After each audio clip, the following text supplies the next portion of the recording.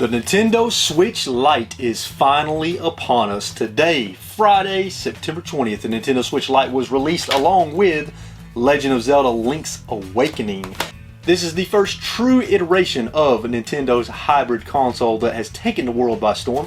And in today's video, we are going to do an unboxing of the Nintendo Switch Lite. Then I'm going to give you my initial impressions of the system out of the box, and we're going to talk about whether or not this is a purchase for you. So be sure and hit that subscribe button so that you can join the RetroWolf family, and let's unbox this beautiful, beautiful handheld.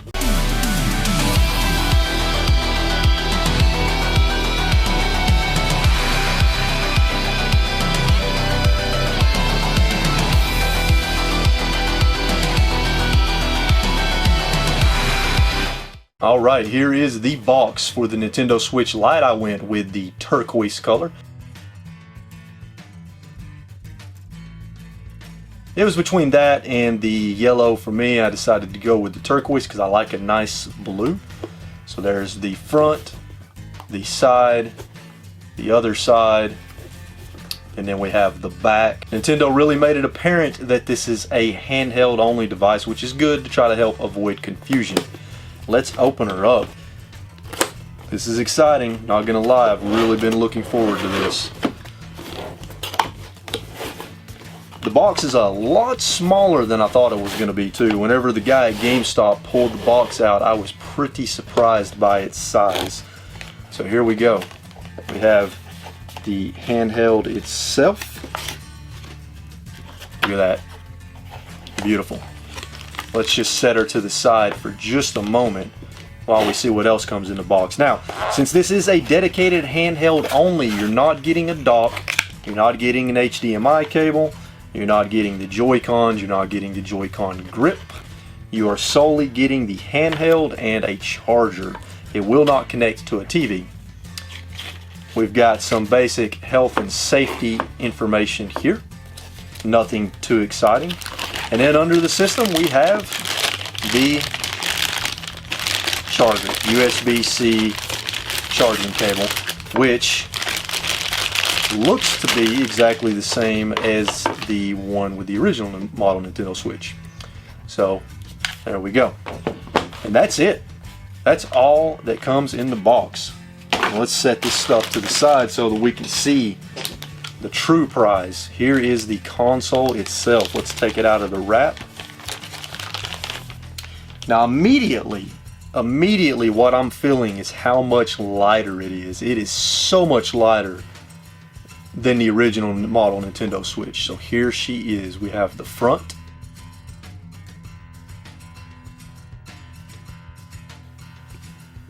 side profile,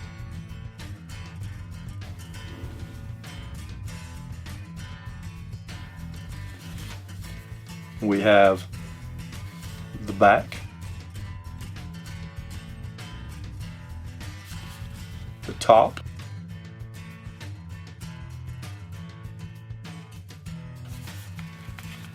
and the bottom.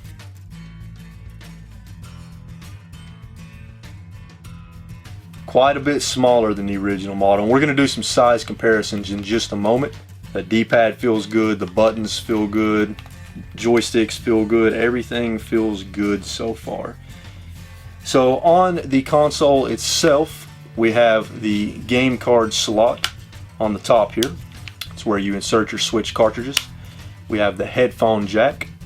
This is the vent for the fan. We have our volume rocker right here. And then we have the power button here. We've got our left and right bumper. And then we've got ZL and ZR. On the front we have our, I believe it's a 5.2 inch touchscreen, 5.5 inch, something like that. It's a little bit smaller than the original screen. And we've got our left and right joystick, of course clickable. All the buttons are exactly the same as the Joy-Con and the Pro Controller. We've got our plus, we've got our minus, our capture button, our home button, and then we've got our face buttons. But this time we have a true D-pad as opposed to the buttons on the Joy-Con. On the bottom of the console we have the slot for the micro SD card. We have our speakers here on the bottom, left and right speaker. and then we have our USB-C charging port. I really like the color. I have to say, it's sort of a dull, sort of muted turquoise. It's not super bright. It's not, you know, like in your face. It's very nice. I like it quite a bit. Now let's do some size comparisons so that you can really see the difference in size. So here is the Switch Mini, and here is the original Switch with both Joy-Cons attached. As you can see, there's quite a bit of difference in size.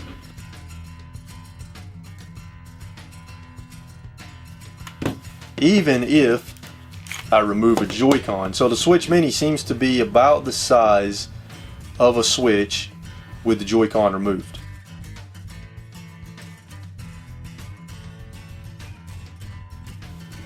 As you can see, if I take off the other Joy-Con, you'll see that the Switch Mini is not much bigger than the actual tablet itself with no Joy-Cons.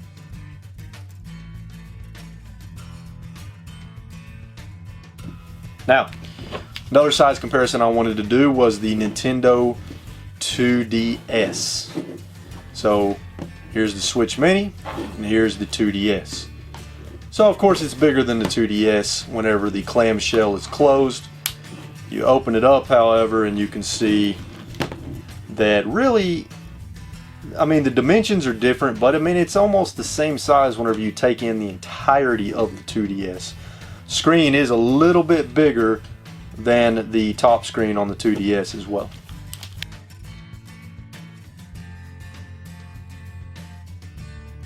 Let's take a look at a little bit of gameplay.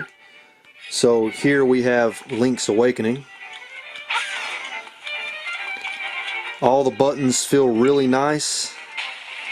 The joysticks feel really nice. The screen looks really good because it's a smaller screen. The resolution is a little more dense. The pixels are a little more dense. So it actually makes it look a little sharper, and I think the colors might even look a little bit better as well. The speakers coming out of the bottom kind of gives it a different sound in a way. Some people may not be a fan of that, but it doesn't bother me at all. It's really hard to play from this angle, but everything feels good. Let's take a look at some footage of a Super Nintendo game.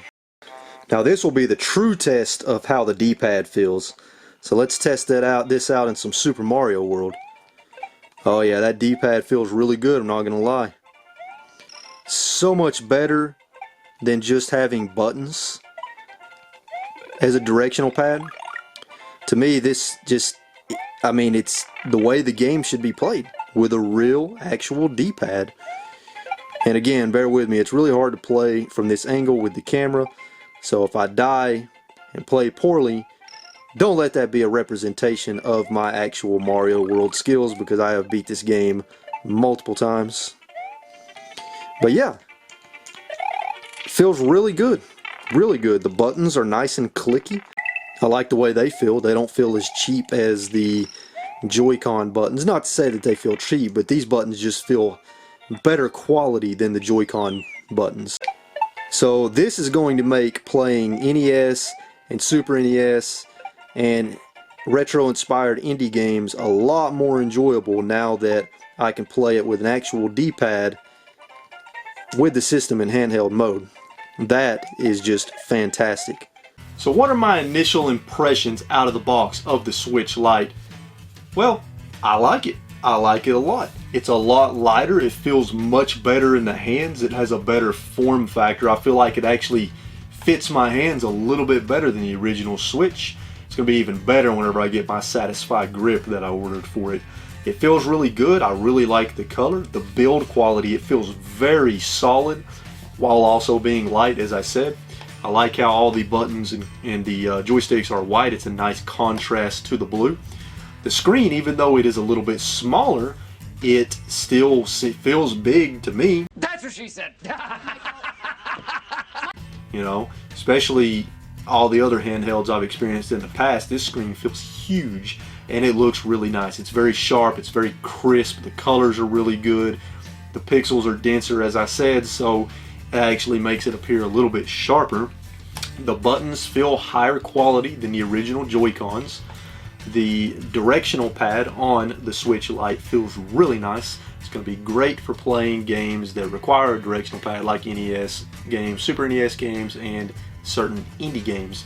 All in all, I'm very impressed with the Switch Lite so far, and I can see myself playing this more than my original Switch in some cases. Now, why did I buy the Switch Lite since I already own an original Switch? Well, it's very simple. Really, I wanted the Switch Lite to be my Switch that I take with me on the go and that I play in bed, because this thing is going to be a lot more comfortable to play in bed than the original Switch.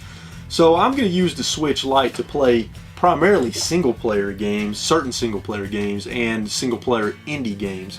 Obviously, I'm not going to use it on the multiplayer front unless I play a multiplayer game that's online or can do system link, but for local multiplayer games I will still use my original Switch and connect it to a TV, of course. However, me personally, I mainly play the Switch in handheld mode. I probably play 75 to 80% handheld mode, 20 to 25% on the TV. So for me, this was a no-brainer, and for $200 it was a great deal. I'm still going to keep both Switches because, like I said, the other one I will use for playing games on the TV, certain games on the TV, and for local multiplayer games.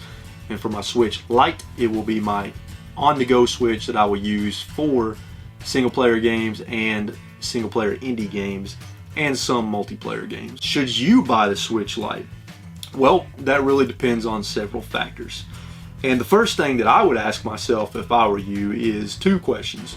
Do you mainly play single player games, and do you mainly play your Nintendo Switch in handheld mode? If you play your Nintendo Switch in handheld mode over 75% of the time and you mostly play single player games, I would say that the Nintendo Switch Lite is probably for you. If you don't play a lot of games on the TV and you don't play a lot of multiplayer games, and you know, then this is actually a great upgrade, in my opinion, to the original Switch because of the form factor, the lightness, the increased portability, and the slightly sharper looking screen. Now, if you hardly ever touch your Switch in handheld mode and you only play on the TV practically, and you play a lot of local multiplayer games, then the Switch Lite's definitely not going to be for you because of the fact that you cannot connect it to a TV, and it's not the most multiplayer friendly version of the Switch that you can buy. If you're crazy like me and you want two Switches, a regular Switch for playing multiplayer games on the TV and certain single player games, and a Switch Lite for on-the-go play and playing certain single player games and playing in the bed, then the Switch Lite is for you. So really, you just have to ask yourself these questions. And if you exclusively 100% of the time play the Switch in handheld mode, then this is a no-brainer, and you could actually sell your original Switch because you may not even need it anymore if all you do is play in handheld mode and all you play are single player games. This would actually be a nice transition for you. So far though, I'm very impressed with this iteration of the Switch. It feels really nice, and I honestly think I'm going to end up playing this more than my original Switch, since I mainly played in handheld mode and most of the games that I play are single player games.